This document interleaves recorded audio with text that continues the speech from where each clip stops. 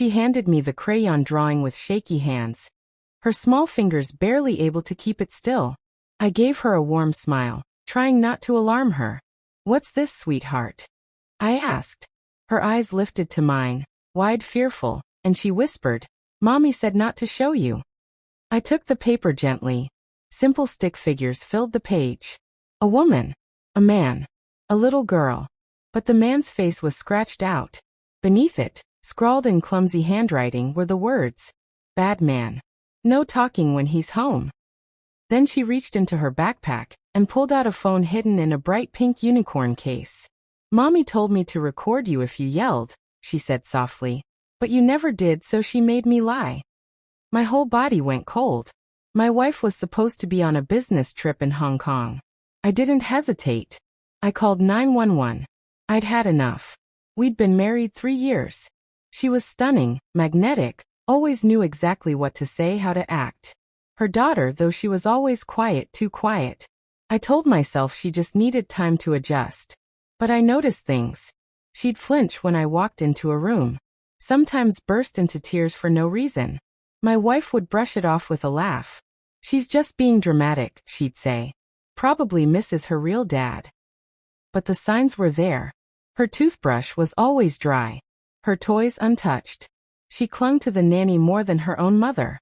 One day I carefully asked, "Has someone hurt her before?" My wife's expression changed instantly. Her smile turned sharp. "You're not her father," she snapped. "Don't play therapist." I let it slide. That was my mistake. She was good at the game, calculated, manipulative. Sex when I was stressed. Silence when I needed clarity. Sweet smiles to keep me hopeful. Lies to keep me guessing. But she made a mistake. The nanny quit out of nowhere. No explanation, just a tearful text that read, "I'm sorry. I can't do this anymore." Soon after, her daughter began locking her door at night. She'd cry if I knocked just to say goodnight. One evening, I overheard her whispering to her doll, "Mommy says I have to hate him. She says he's trying to take all her money." That was when it clicked. I didn't confront anyone. I didn't argue. I started recording. Quietly. Discreetly. I installed cameras, hidden, carefully placed. In my wife's office. The playroom. Even her car. What I found made me feel sick.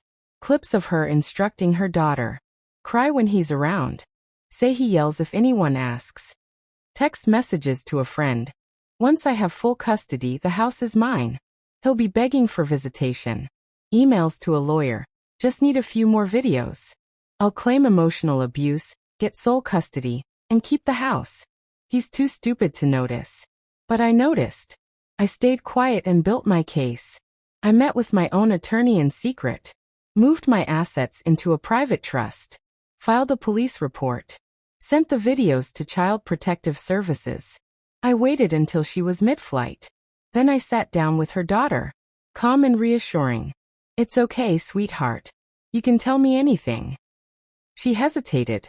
Then she reached into her bag. The drawing. The hidden phone. "Mommy said if I didn't lie, she'd send me away." 7 years old, trapped in a silent battlefield. When my wife's plane landed, officers were waiting. It wasn't an arrest, just a routine welfare check. Enough to shake her. She called me, voice full of fury. "What the hell is going on?" I kept my tone even. "Your daughter told the truth. And I have the recordings. You might want to speak to a lawyer before you call me again."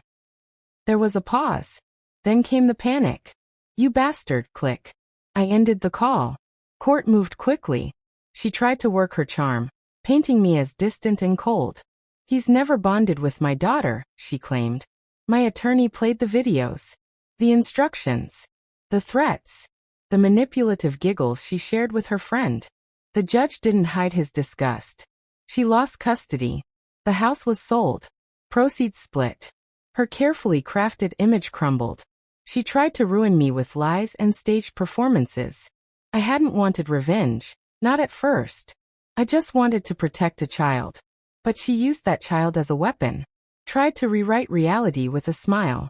So I rewrote the ending and set fire to her script. Now my stepdaughter sleeps peacefully.